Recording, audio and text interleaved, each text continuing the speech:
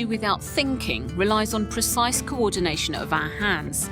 Something that for many, like Alison in Bath and Tom in Essex, can be extremely difficult. Say that plug there, I can't even put that on there because I shake about too much. Okay. It's just ridiculous. Like over 1 million people across the UK, Tom and Alison suffer with a severe hand tremor. It's just a challenge using normal things like a dustpan and brush. When I go to hold it, the dust just flies everywhere. People don't realise how disabling it is. I'd give anything to stop doing this so I could live a bit more normal like. Tremors are caused by neurological problems like Parkinson's disease in Alison's case, or essential tremor in Tom's. And unfortunately, medication doesn't always work. So Tom and Alison are taking part in a new trial that hopes to transform the lives of sufferers. Good afternoon. I'm Salia. How are you? Come on in. Thank you. Inventor Fai Ong was a medical student when he decided to try and tackle the problem. Not through medication, but with physics. He decided to build a device based on a very simple technology. What we really thought was exceedingly elegant as a solution was a simple gyroscope. A gyroscope is a gadget that's designed to remain steady and in the same position. As the wheel inside the mechanism spins, a force is generated, keeping the gyroscope upright. Fai believes the same concept could stabilise hand tremors. So our basic understanding is that if we take this and fasten it to the hand, then we have at least a good chance of reducing tremors as best as possible. Fai has incorporated industrial strength gyroscopes into a prototype glove that he's trialling with sufferers. All right, welcome to our little office. Right, Just grab a thanks very seat here, much. that's all right. Tom's come in for his very first test session. Jubbly. The glove is still in the development stage. Let's wait for it to get up to speed. Today, Fai is assessing whether the fit and size of the device is appropriate for Tom's tremor.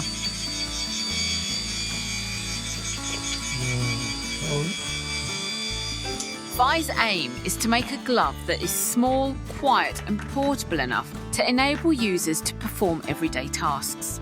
While the team continue to tweak Tom's glove, Alison has come in for her second test to see whether her customised glove will work, and she's desperate to find something that can help her. Well, it's 6 years I've been diagnosed, and it just does get worse. To show me her struggles, Alison tries to perform one of Fai's regular tests, to draw a simple spiral. Just can't get anywhere near, and you Yeah. know what it's supposed to look like. Yeah. The frustration. The frustration, I know. yeah. With the glove already adapted to Alison's hand tremor, will it make a difference? Oh my God.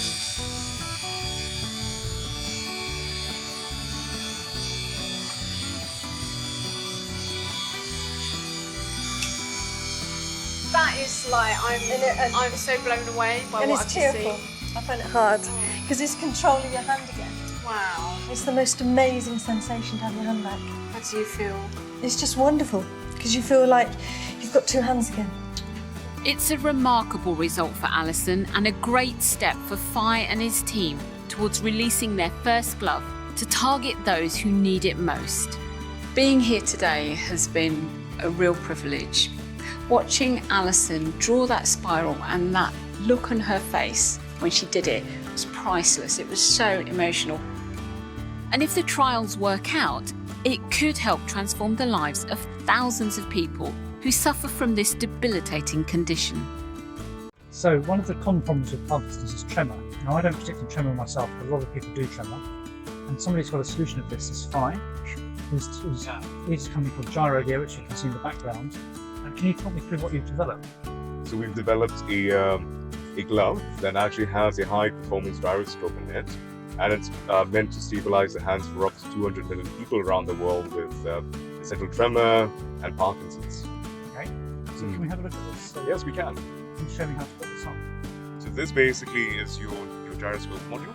So what it has is the spinning disc inside, and it spins about 4 times the speed of the turbines on a jet engine. So, and this is your battery. There we go. Yep. And then all you have to do is just tighten the straps. So the two straps here have only need to be fastened when you buy the glove, and everything else is just controlled by the latch. Okay, so then if I'm writing or drawing or Yes. trying to... Yes, as the lady just now, actually. Yes. Okay, so that's the device. Mhm. So we'll show some footage separately of Sure. people using this. We'll spice that in. But how's your company going? Where are you actually deploying this at the moment? Can I buy one? Sure. So we've gone through all of these sort of development and all the manufacturing as well. And yes, we're actually coming to market over the next coming weeks, actually, in selected markets. Brilliant. So what does that mean? Does that mean I need to work with a certain healthcare provider, or could I actually just literally buy one of these in a few months' time? So it depends on market. So we are heading to Australia over the next several weeks. Then after that, probably with increase of regulatory clearances, we're looking at Europe, we're looking at America, and then so on and so forth, the rest of the world. Have you got a website where people can find out more information? Yes, so it's gyrogear.co. Again, the website's under redevelopment, but it'll be ready probably over the next 2 to 3 weeks. It's fantastic. Well, a great innovation, and we look forward to seeing you in action. So in this clip I would like to present my first results in building vibration gloves for the treatment of Parkinson syndrome. The concept of a glove is based on very interesting work at Stanford University in the group of Professor Tass. I'm putting a few links to their work in the description. You can see from the picture that the glove consists of 4 basic parts. The controller unit fixed to the wrist of the hand, the glove itself, 4 individual vibration modules fixed to the fingertops, and wires connecting the fingertop modules with a controller unit. The first prototype, which you see here, did not look very fancy, but was already fully functional. I decided to use coin motors to generate the vibrations because they are very affordable, costing only a few euro per piece, and they are easily available.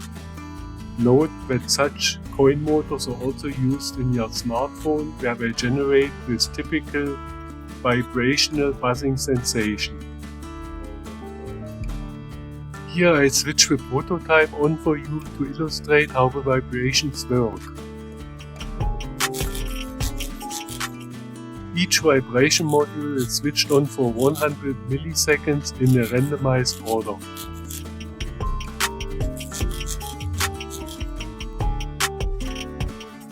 After the positive experience with the prototype glove, I designed and built a more compact version based on the open source Arduino Nano platform and integrated this one into a sportive glove using soldering and gluing.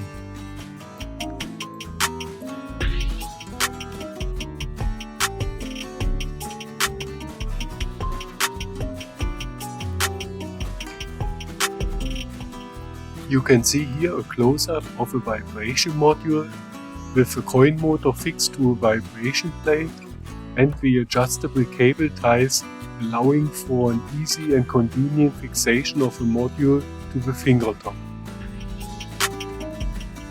Here you can see the vibration glove switched on and in action.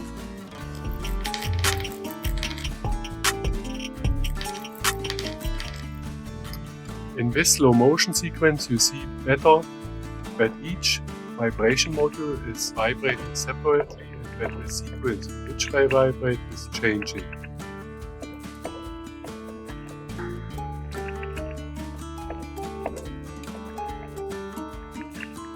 Note that there are many types of coin motors, but I found it important that they have sufficient vibration strength. Therefore I tested different coin motors.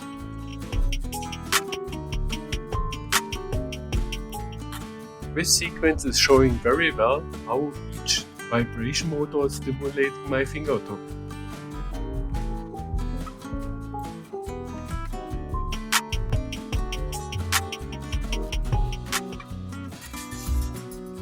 Okay, let's have a look now how I use these vibration gloves and how I put them on.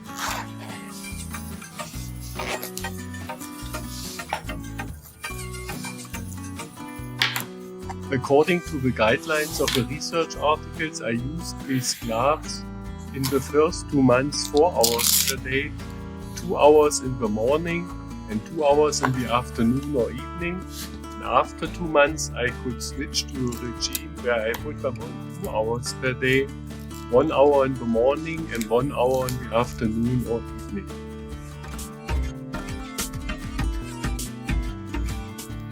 You can see that putting the gloves on is rather straightforward, and after a while you can really do it blindly.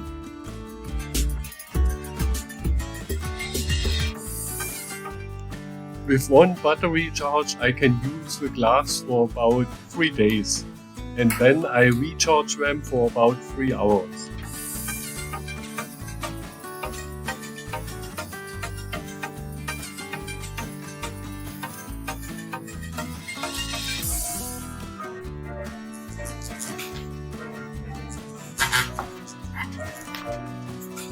When wearing the glass, I can still move and bend my fingers.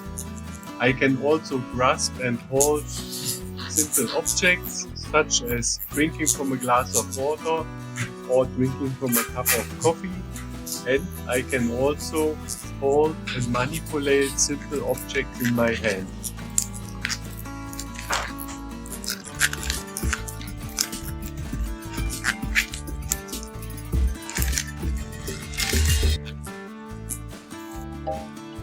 Here an alternative version without glove, which I find also very comfortable to wear. Note that it uses a larger housing box, which allows me to experiment with additional electronic modules. This clip is showing briefly how the different parts are made by 3D printing. You can see here how a batch of vibration plates for the finger cups are being printed.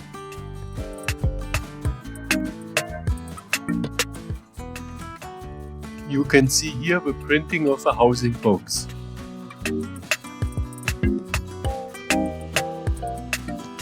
Note that the openings in the housing box are already incorporated in the 3D design, so no drilling or extra manipulation is needed anymore.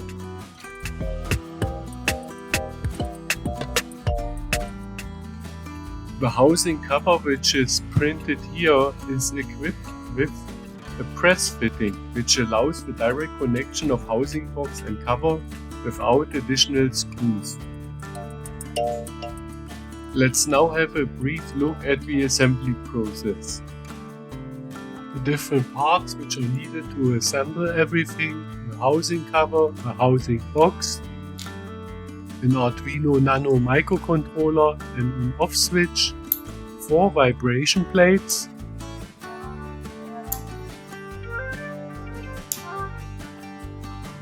four vibration motors,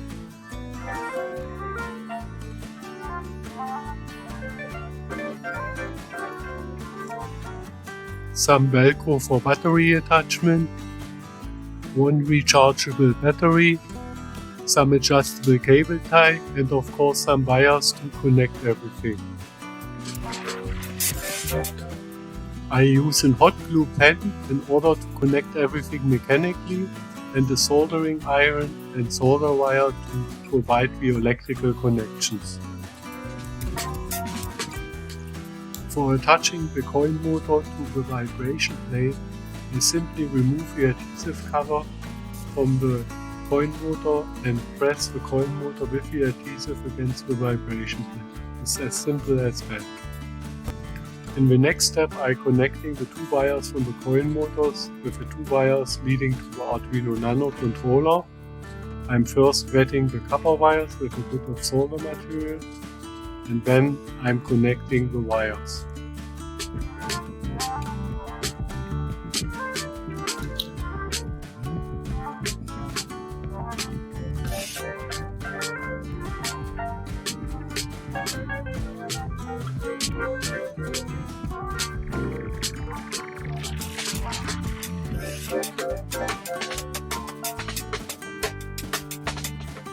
Now I'm fixing the part which has been soldered together to the vibration plates, and I'm doing that by using hot glue and embedding the wires carefully in several steps and use a large surface area for them, which helps to provide a very mechanical stable connection.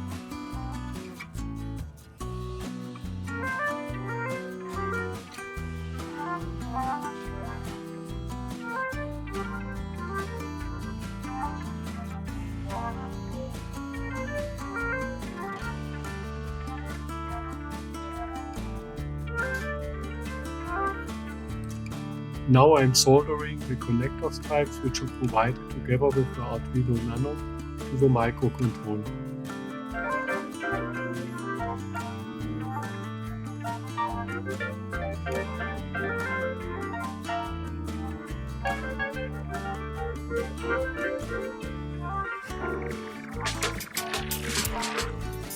In the next step, I connect the Arduino Nano to a laptop via USB cable, and using the Arduino open source software, I download a simple program onto the module which is switching the coin motors individually on and off, as you have seen earlier in the clip.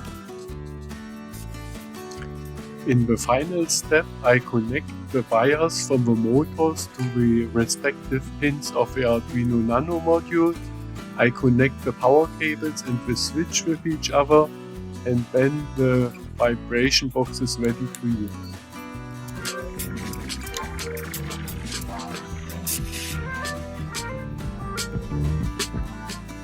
You can see here the box with a cover on top in the final state. The Velcro on top serves to connect the box to the wrist of the hand. Note the different colors. I find it very helpful to differentiate easily optical manner what you put on your left hand and what you put on your right hand. And this brings me to the end of my short clip where I showed you how I designed and fabricated different versions of a vibrational glove for the treatment of Parkinson symptoms. Feel free to leave some comments if you would like to hear more specifics about certain aspects of this glove. And thanks a lot for your interest and watching. Bye.